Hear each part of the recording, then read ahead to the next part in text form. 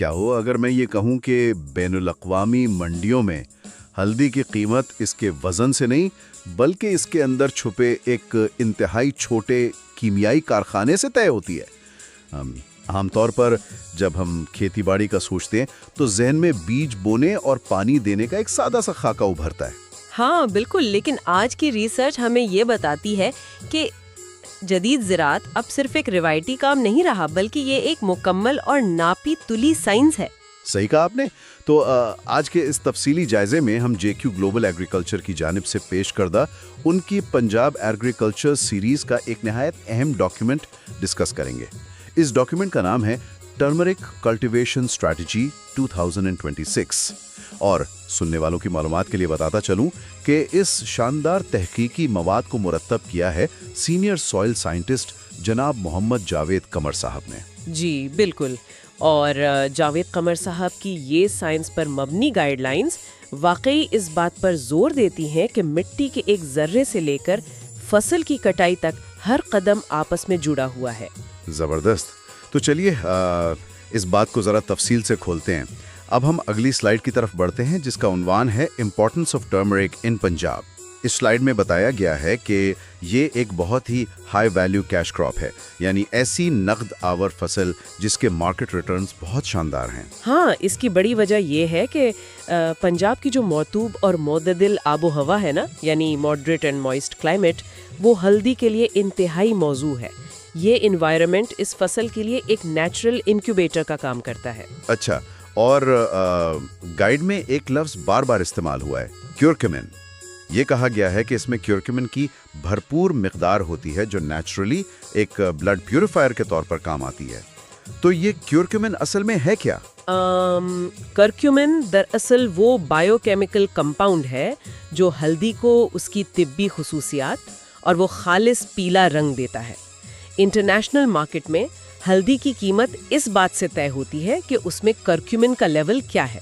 زیادہ کرکیومن کا مطلب ہے زیادہ معاشی منافع۔ اوہ اچھا، تو اسی لیے یہ فوڈ کلرنگ، مخصوص ذائقے اور ٹریڈیشنل میڈیسن کے لیے اتنی ضروری سمجھی جاتی ہے؟ بالکل، یہ صرف ایک مسالہ نہیں ہے، یہ دراصل ایک ہائی ویلیو میڈیکل پروڈکٹ ہے۔ واقعی یہ بہت دلچسپ ہے۔ اب ہم اگلی سلائیڈ کی طرف بڑھتے ہیں جس کا عنوان ہے آئیڈیل سوئنگ ٹائم۔ اس سلائیڈ کے مطابق کاشت کا جو بہترین وقت یا آپٹیمل سوئنگ ونڈو ہے وہ 15 مارچ سے 30 اپریل تک ہے۔ جی ہاں، اور اس کی وجہ یہ ہے کہ باہر کی کاشت یعنی اسپرنگ پلانٹنگ رائزومز یا گانٹھوں کے پھیلاؤ کے لیے زیادہ سے زیادہ وقت فراہم کرتی ہے۔ اچھا، تو یعنی وقت کی یہی پابندی زیادہ پیداوار اور فصل کی بہتر قوت مدافعت کی ضمانت ہے، مطلب بیٹر کراپ ریزیلینس۔ صحیح سمجھے آپ۔ ہر پودے کا ایک بائیولوجیکل کلاک ہوتا ہے۔ اگر کوئی اپریل کے بعد دیر کرتا ہے تو اس تاخیر سے اوور آل کراپ پروڈکشن بری طرح متاثر ہوتی ہے۔ جڑوں کو پھیلنے کے لیے وہ شروعاتی وقت نہیں ملتا جو لازمی چاہیے۔ یہ تو بالکل ویسی ہے جیسے وقت پر ٹرین پکڑنا۔ اگر ونڈو مس ہو گئی تو پوری فصل کا شیڈیول خراب ہو جائے گا۔ بالکل، 100% یہی بات ہے۔ صحیح۔ اب ہم اگلی سلائیڈ کی طرف بڑھتے ہیں جس کا عنوان ہے لینڈ سلیکشن۔ یہاں زمین کے انتخاب پر بات کی گئی ہے اور لکھا ہے کہ ویل ڈرینڈ لومی سوئل، یعنی پانی کے اچھے نکاس والی میرا زمین میں کاشت کرنی چاہیے۔ ہاں، اور اس کی اہم وجہ یہ ہے کہ ایسی زمین سے گریز کرنا چاہیے جہاں پانی کھڑا رہتا ہو۔ پانی کھڑا رہنے سے رائزومز میں روٹنگ یا گلاؤ شروع ہو جاتا ہے۔ ایک پوائنٹ نے مجھے یہاں بہت حیران کیا۔ لکھا ہے کہ گنٹھوں کی بہتر نشوونما یعنی آپٹیمل رائزوم بریدنگ کے لیے زمین کا ہوادار ہونا ضروری ہے۔ مطلب جڑوں کو سانس لینے کی کیا ضرورت ہے؟ ہم تو یہی سمجھتے تھے کہ پودے پتوں سے سانس لیتے ہیں۔ یہ ایک عام غلط فہمی ہے۔ مٹی میں ہوا کا گزار، جسے ایریشن کہتے ہیں، بہت ضروری ہے۔ اگر ہوا نہیں ہوگی تو جڑیں دم گھٹنے کا شکار ہو جائیں گی اور فنگس لگ جائے گا۔ اچھا، اس کا مطلب ہے کہ لیزر لیولڈ کھیت کی جو شرط ہے وہ اسی لیے ہے کہ پانی کی غیر متوازی تقسیم کو روکا جا سکے۔ بالکل، ہموار زمین ہوگی تو پانی ایک جگہ جمع نہیں ہوگا اور جڑیں آسانی سے سانس لے سکیں گی۔ زبردست۔ اب ہم اگلی سلائیڈ کی طرف بڑھتے ہیں جس کا عنوان ہے ریکمینڈڈ ورائٹیز۔ यहाँ कसूर लाइन का जिक्र है, जो कि एक आजमूदा मुकामी किस्म है जिसके लिए मार्केट में बहुत स्ट्रॉन्ग डिमांड है। हाँ, कसूर लाइन बहुत मशहूर है, लेकिन साथ ही हाई क्यूकुमिन टाइप्स यानी ज्यादा क्यूकुमिन वाली अक़साम का इंतखाब भी लाजमी है, क्योंकि ये तब्बी और बरामदाती मालियात मतलब एक्सपोर्ट वैल्यू को बढ़ाती है। सही। और इसमें एक महक नाम की किस्म का भी हवाला दिया गया है जिसकी औसत पैदावार 7 से 8 टन फी एकड़ होती है। जी, लेकिन बीज का इंतखाब हमेशा सिर्फ पैदावार देखकर नहीं, बल्कि बीमारियों के खिलाफ कुव्वत मुदाफ़ियत और पकने के दौरानिये की बुनियाद पर करना चाहिए। यानी अगेन वही बात कि क्यूकुमिन की कमर्शियल वैल्यू को सामने रखते हुए फैसला करना बेहतर है। बिल्कुल, क्योंकि यही चीज इंटरनेशनल मार्केट तक रसाई दे सकती है। ठीक हो गया। अब हम अगली स्लाइड की तरफ बढ़ते हैं जिसका उन्वान है सीड सिलेक्शन। यहाँ हिदायत है कि सेहतमंद और बीमारियों से पाक प्राइमरी एंड सेकेंडरी राइजोम्स इस्तेमाल करें। हाँ, बीज हमेशा क्वालिटी वाला होना चाहिए और तेज उगाव के लिए लाजमी है कि इस बीज में उभरी हुई आंखें या वेल डेवलप्ड बड्स मौजूद हों। बीज की आंख, ये बीज की आंख का क्या किरदार होता है? मैं थोड़ा समझा नहीं। असल में यही वो पॉइंट है जहाँ से पौधे की नई जिंदगी का आगाज होता है, जिसे हम जर्मिनेशन कहते हैं। अगर आंख ठीक नहीं तो पौधा नहीं उगेगा। ओह अच्छा, तभी आगे लिखा है कि सुकड़ी हुई, कटी फटी या फफोंदी लगी हुई यानी फंगस इन्फेक्टेड गांठों को फौरन रिजेक्ट कर दें। जी बिल्कुल, और काश्त से पहले इस बीज को हमेशा सायादार, ठंडी और खुश्क जगह पर महफूज करना चाहिए ताकि इसकी क्वालिटी मेंटेन रहे। सही। अब हम अगली स्लाइड की तरफ बढ़ते हैं जिसका उन्वान है सीड रेट। यहाँ मुझे एक फिगर ने वाकई चौंका दिया है। बीज की स्टैंडर्ड सीड रेट 800 से 1000 किलोग्राम राइजोम्स फी एकड़ बताई गई है। हाँ, लगता तो बहुत ज्यादा है, लेकिन इसकी वजह है कटे हुए टुकड़ों के बजाय यहाँ पूरे होल रूट्स का इस्तेमाल करना होता है ताकि कुव्वते नुमू बढ़ सके। लेकिन फिर भी 1000 किलो, ये भारी सरमायाकारी की क्या लॉजिक है? लॉजिक ये है कि प्रॉपर डेंसिटी मेंटेन करनी होती है। अगर पौधे कम होंगे तो जमीन खाली रह जाएगी। मुनासिब पौधों की तादाद फसल के मुकम्मल फैलाव यानी फुल कैनोपी क्लोजर को यकीनी बनाती है, जिससे जड़ी बूटियां नहीं उगती और पैदावार ज्यादा होती है। अच्छा, अब समझा। यानी फी बीज गंठी का औसत वजन जो 60 से 70 ग्राम के दरमियान रखने को कहा गया है, वो इसी कैनोपी और फाइनल मुनाफे को सेट करने के लिए है। बिल्कुल, फी एकड़ पौधों की दुरुस्त तादाद ही आपका हतमी मुनाफा तय करती है। जबरदस्त पॉइंट है। अब हम अगली स्लाइड की तरफ बढ़ते हैं जिसका उन्वान है सीड ट्रीटमेंट। यहाँ बुनियादी गंदी की हिफाजत के लिए उसे फफूंदी कश अद्वियात यानी फंजसाइड डिपिंग करने को लाजमी करार दिया गया है। जी हाँ, शुरुआती गलाव से बचने के लिए मैनकोजेब जैसी तजवीज़ करदा अद्वियात इस्तेमाल करनी लाजमी है। इसका फायदा ये होता होगा कि जमीन में जो सॉइल बॉन्ड पैथोजेंस होते हैं उनका खात्मा हो जाता है और जड़ के गलाव, जिसे उखरा बीमारी कहते हैं, उससे बचत होती है। सही कहा, लेकिन एक बहुत अहम हिदायत ये भी है कि खेत में ले जाने से पहले इस इलाज शुदा बीज को साए में खुश्क किया जाए, जिसे शेड ड्राइंग कहते हैं। मेरा भी यही सवाल था कि इलाज के बाद बीज को धूप के बजाय साए में क्यों सुखाया जाता है? इसकी वजह कीमियाई है। धूप की जो शिद्दत होती है ना, वो केमिकल यानी मैनकोजेब के असर को ज़ायल कर सकती है, उसके मॉलिक्यूल्स टूट सकते हैं, इसलिए शेड ड्राइंग जरूरी है। क्या वाकई बारीकियां हैं इसमें। अब हम अगली स्लाइड की तरफ बढ़ते हैं जिसका उन्वान है लैंड प्रेपरेशन। यहाँ बताया गया है कि जमीन को नरम करने के लिए 3 से 4 मरतबा गहरा हल यानी डीप प्लोइंग करनी चाहिए। बिल्कुल, ताकि ढेलों को तोड़कर जमीन को इंतहाई नरम और भुरभुरा, जिसे फाइन ब्रीदेबल टिल्ट कहते हैं, वो बनाया जा सके। और आबपाशी के दौरान पानी खड़ा होने से रोकने के लिए लेजर लेवलिंग को यहाँ एक बार फिर इंतहाई अहम करार दिया गया है। हाँ, क्योंकि अगर जमीन अच्छी तरह तैयार होगी तो जड़ों के फैलाव यानी रूट एक्सपेंशन में कोई रुकावट नहीं आएगी। शुरुआती मेहनत ही बाद के तमाम मराहिल को आसान बनाती है। सही। अगर लेजर लेवलिंग ना हो तो बाकी सारी मेहनत जाया हो सकती है। जी, 100% जाया हो सकती है। ठीक। अब हम अगली स्लाइड की तरफ बढ़ते हैं जिसका उन्वान है सोइंग मेथड 1 स्ट्रक्चरल। اس میں لکھا ہے کہ کھیلیوں جنہیں رجس کہتے ہیں یا اونچے بیڈز پر کاشت ہر لحاظ سے بہترین یعنی یونیورسلی سپیریئر میتھڈ ہے۔ ہاں، ہموار زمین پر کاشت نقصان دہ ہے۔ اونچے بیڈز پودے کے حساس حصے کو پانی کے براہ راست رابطے سے بچاتے ہیں، اور یہاں کھیلیوں کی نرم مٹی جڑوں کے پھیلاؤ کے لیے زیادہ جگہ فراہم کرتی ہے۔ لیکن مجھے تھوڑا اس کا معاشی فائدہ یعنی اکنامک بینیفٹ سمجھائیں۔ رج سوئنگ سے پیسہ کیسے زیادہ بنتا ہے؟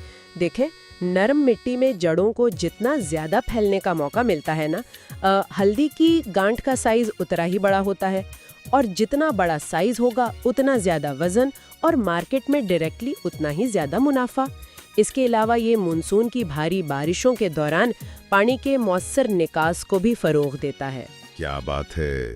اب ہم اگلی سلائیڈ کی طرف بڑھتے ہیں جس کا عنوان ہے سوئنگ میتھڈ 2 اسپیسنگ۔ یہاں فاصلے کی بہت نپی تلی پیمائشیں ہیں۔ قطار سے قطار یعنی رو ٹو رو فاصلہ بالکل 2.5 فٹ برقرار رکھنے کا کہا گیا ہے۔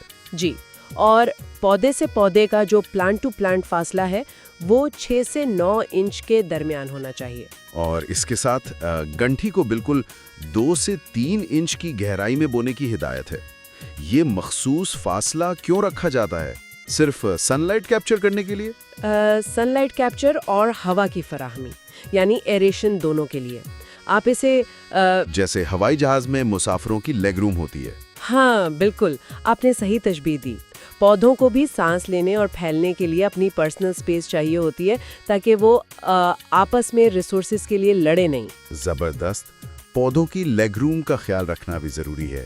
اب ہم اگلی سلائیڈ کی طرف بڑھتے ہیں جس کا عنوان ہے نیوٹرینٹ مینجمنٹ آرگینک۔ یہاں لکھا ہے کہ اچھی طرح گلی سڑی گوبر کی کھاد یعنی FYM کا یکساں استعمال کریں۔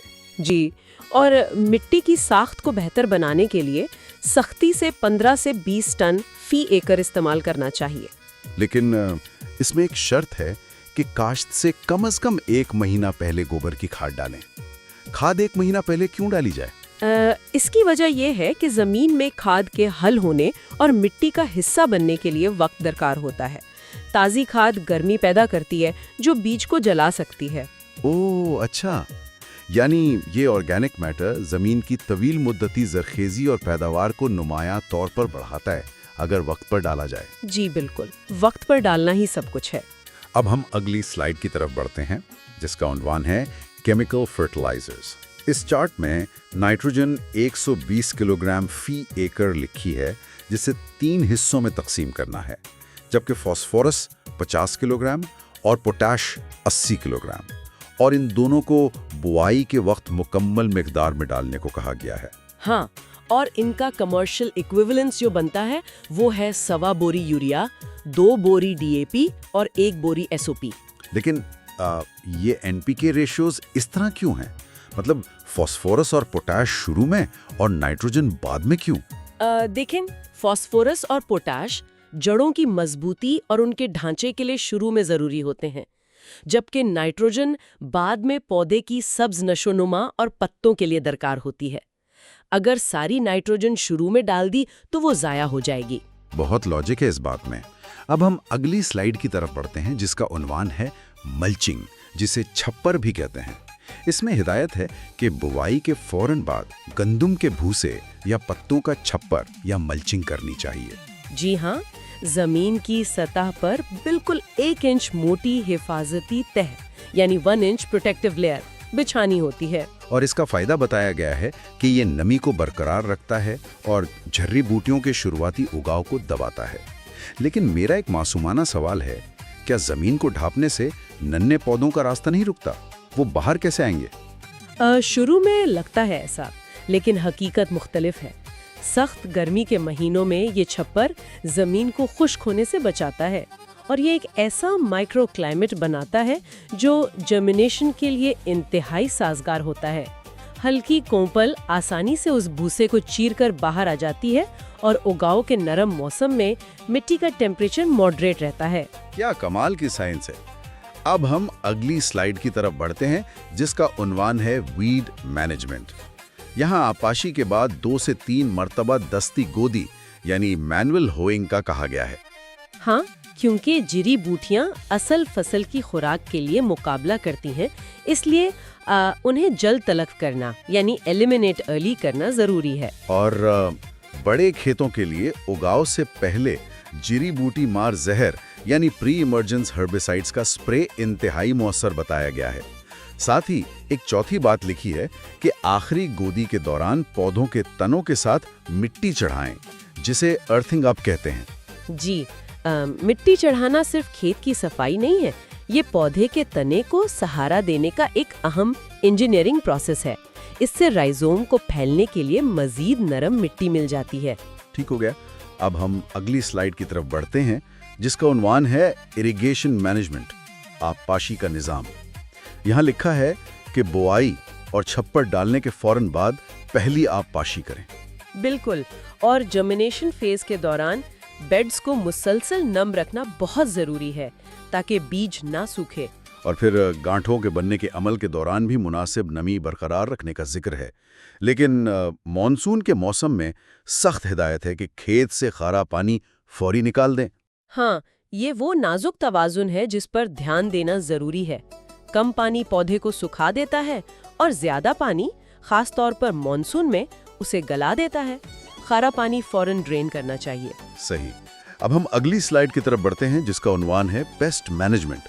اس میں کیڑوں کی جلد تشخیص کے لیے کھیت کا باقاعدگی سے معائنہ یعنی فیلڈ سکاؤٹنگ کی ہدایت کی گئی ہے۔